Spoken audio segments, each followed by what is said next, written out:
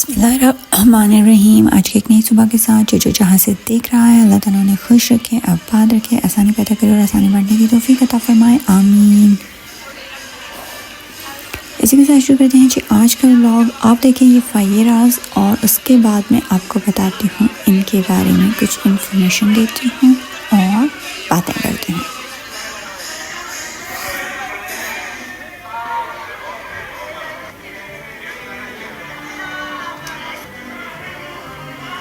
ये काफ़ी फ़न और मस्ती करते हुए जा रहे थे, बहुत अच्छे लग रहे थे।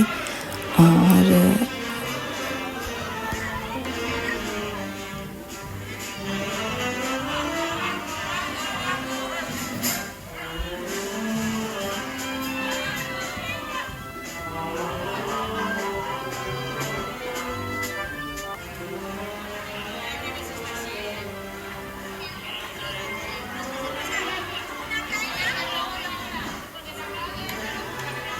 इसमें बच्चे भी शामिल थे, बूढ़े भी शामिल थे, जवान भी शामिल थे, और इतना इन्हें मतलब खुश लग रहे थे।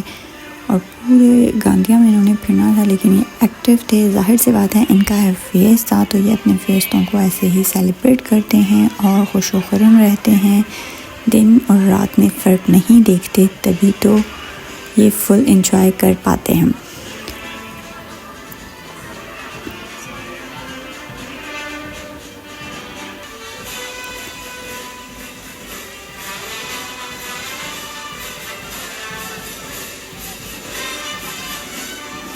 इस तरह से कपल होते हैं बने हुए, और डांसिंग करते हुए जा रहे होते हैं। हर टीम का अपना एक बैंड होता है जो इनके साथ होता है, और फाइनली ये अपनी डेस्टिनेशन पे पहुंच गए। यहाँ पर भी पहुंच गए। काफ़ी सारी टीम्स अभी तक बाकी थी जिन्होंने आना था। जब सारी टीम्स एक ही आ गई तो इन्होंने स्टार्ट कर दिया अपने इवेंट को। और इस वक्त आप देख सकते हैं कि इतना ज़्यादा यहाँ पर है रश। कल मैंने फ्रेंड से आपको दिखाया था, आज मैंने कहा कि मैं पीछे से ही बना लूँ। रश बहुत ज़्यादा था क्योंकि मौसम है अच्छा, जिसकी वजह से लोग बहुत ज़्यादा आए हुए थे बाहर। इससे पहले लास्ट ईयर तो मौसम ठंडा होता है तो इतना ज़्यादा रश नहीं होता, लेकिन इस दफ़ा मौसम काफ़ी बदला हुआ था, गर्मी लग रही थी, और उसका अंदाज़ा आप लगा ही सकते हैं वीडियो में भी। ये धूप बहुत तेज़ है, लेकिन शाम में एकदम से मौसम इतना ज़्यादा चेंज हो गया कि ठंडा हो गया। यहाँ समुंदर की वजह से मौसम ऐसे ही रहता है, कभी गर्म हो जाता है और कभी सर्द हो जाता है, पता ही नहीं चलता। वेल जी, ये छोटे से फायराज थे जो मुझे बहुत अच्छे लगे, और मैंने इन्हें भी वीडियो में ले ही लिया। आम रूटीन में अगर आप इन्हें कहें कि आप इनके बच्चों की वीडियो बनाना चाहते हैं या पिक्चर, तो इन्हें लगता है बहुत बुरा। लेकिन इस तरह के इवेंट्स में जब आप इन्हें कहते हैं कि इनकी आपने पिक्चर लेनी है, तो ये बहुत हैप्पी होते हैं, और आप अपने साथ भी इनकी पिक्चर ले सकते हैं, और सेपरेट भी आप इन्हें कहें तो वो ये पिक्चर बनाने देते हैं। वेल, सारी टीम्स हो गई थी कंप्लीट, और उनके आने के बाद जी स्टार्ट हो गया था फायरा। जैसे ही एक टीम आती थी तो एक पटाखा बजता था। जितनी टीम्स आई थी उनके आने के ऊपर एक पटाखा बजाया गया, और जैसे ही सब हो गए मुकम्मल, हुई क्लैपिंग, और साथ ही इन्होंने कर दिया आसमान को धुएंदार। जैसे कि कल आसमान भर दिया था धुएं से, वैसे ही आज भी आसमान को भर दिया धुएं से। और जैसे ही यहाँ पर इवेंट हुआ ख़त्म तो लोग फ़ौरन से भागे, क्योंकि काफ़ी गर्मी लग रही थी, और लोग एकदम से हो गए ख़त्म। और साथ ही हो गया सफाई का इंतज़ाम शुरू। सफाई कर दी गई क्योंकि काफ़ी रश होने की वजह से लोग खा पी रहे थे और वो ऐसे ही फेंक रहे थे। नॉर्मल रूटीन में तो ये बहुत ख्याल रखते हैं, लेकिन रश की वजह से हो जाता है ऐसे भी। तो ऐसे लग रहा था जब रश से ख़त्म होता है और लोग हटते हैं, पटाखे बजाए हुए होते हैं, तो इतना गंद महसूस होता है जैसे कि हम पाकिस्तान में पहुंच गए हों। वेल, ये फ़ौरन से साफ़ कर लेते हैं ताकि दोबारा से सिटी क्लीन एंड क्लियर हो जाए, जो है बहुत अच्छी बात। वैसे भी सफाई निस्फ ईमान है, हम मुसलमानों को भी इस पर करना चाहिए अमल। इसी के साथ जो हम करते हैं कुछ और बातें, यानी कल रमज़ान के लिहाज से मैं बात कर रही थी नमाज की, तो वो बात मेरी अधूरी रह गई थी, जिससे मैं आज कर देती हूँ मुकम्मल। नमाज़ हम सभी पढ़ते हैं, लेकिन सबसे अच्छी आदत जो नमाज की मैंने देखी है अपने लाइफ में, पठानों में देखी है, उनकी बहुत अच्छी आदत है कि वो नमाज का बहुत एहतमाम करते हैं। अपने कारोबार की जगह पर भी नमाज ज़रूर पढ़ते हैं। वो नहीं देखते कि अब कस्टमर आ रहा है या नहीं, वो नमाज पढ़ते हैं और उसके बाद कस्टमर को करते हैं डील। इसी आदत पर हम सबको भी करना चाहिए अमल और अपने आप को नेक बनाना चाहिए। और नमाज को हमने इस तरह से आदत डाल लें, अल्लाह ताला हम सबको इतनी नमाज की आदत डाल दे कि नमाज के बगैर हमारा गुजारा ना हो। आमीन। हाँ जी, इसी के साथ मैं आपको बात करती चलती हूँ कि हम नमाज के बाद पढ़ते हैं तस्बीह फ़ातिमा, जिसके बारे में आप सबको ही मालूम होगा। सुबहान अल्लाह, अल्हम्दुलिल्लाह और अल्लाहु अकबर।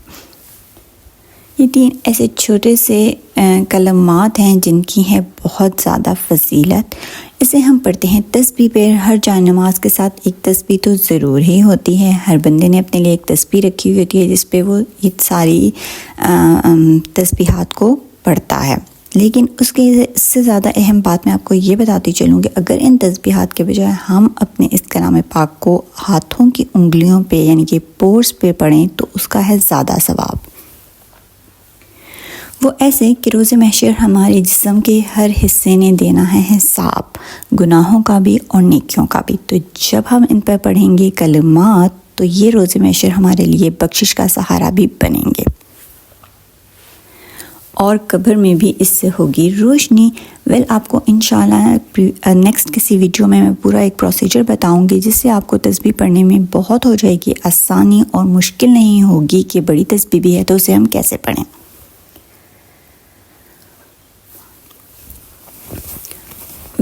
जी, आप लोग बताइए कि आप लोगों का रमज़ान कैसे गुज़र रहा है और कितने रोज़े हो गए हैं, याद है किसी को या नहीं। पाकिस्तान वालों के भी रमज़ान बहुत अच्छे गुज़र रहे होंगे। यहाँ पर भी रमज़ान बहुत ज़बरदस्त से गुज़र रहे हैं। धूप तो होती है लेकिन शाम में हो जाता है मौसम काफ़ी ज़बरदस्त, जिसकी वजह से इतना पता नहीं चलता। चलिए थोड़ी सी साथ साथ हम बात फ़ायराज़ की भी करते जाते हैं। फ़ायराज़ में जो ये फ़ायराज़ बनी हुई होती हैं ये इनकी जो है यूनियन काउंसिल से अप्रूव होती हैं, एप्लीकेशन देते हैं, उसके बाद ही ये लोग फ़ायराज़ बनती हैं और ये बहुत प्यारी लग रही होती हैं। इन्हें हमारे ड्रेस प्यारे लगते हैं और हमें इनके ड्रेस प्यारे लगते हैं। जब हम ईद पे फैंसी ड्रेस पहनते हैं तो ये हम इनके लिए अट्रैक्शन का बायस होते हैं और हमारे लिए ये लोग क्योंकि ये बहुत खूबसूरत लग रहे होते हैं। जी, नमाज की हम बात कर रहे थे। मैं आप लोगों को साथ साथ अपडेट भी देती जाती हूँ और साथ साथ अपनी बातें भी करती जाती हूँ ताकि आप लोग रहें मेरे साथ कनेक्टेड। नमाज जो है वो हमने बताई है आपको कि तस्बीह आपने कैसे पढ़नी है और तस्बीह पढ़ने का तरीका मैं आपको इंशाल्लाह नेक्स्ट वीडियो में ज़रूर बताऊँगी। वो हो जाएगा आसान। जब से मैंने सुना है, मैंने देखा है, मैं उस पर करती हूँ अमल और उसका है बहुत ज़्यादा फ़ायदा भी। रमज़ान में और भी हमारे को बहुत सी अच्छी आदत पर अमल करना चाहिए। हमें कुरान पाक पढ़ना चाहिए और कुरान पाक को तो हर रोज़ ही पढ़ना चाहिए। अगर हम रोज़ का भी एक सफ़ा पढ़ें तो हमारे कुरान जो है वो रेगुलर हम रहते हैं कुरान पाक की तिलावत करने में। और रमज़ान में तो हमें बहुत ज़्यादा इसका एहतमाम करना चाहिए, सूरतों का बहुत ज़्यादा एहतमाम करना चाहिए, ज़ुबानी पढ़नी चाहिए और जो हमारी हर एक अशरी की आयत होती है उससे ज़रूर पढ़ना चाहिए। मेरी तो ऐसी आदत है कि मैं कुछ भी आयत वग़ैरह को पढ़ती हूँ तो वो फ़ौरन से हो जाती है मुझे याद और फिर मैं उसे चलते फिरते पढ़ती रहती हूँ। अच्छा, चलते फिरते पढ़ते रहने की भी एक बहुत बड़ी वजह है जो मैं आप लोगों के साथ आज करती हूँ शेयर।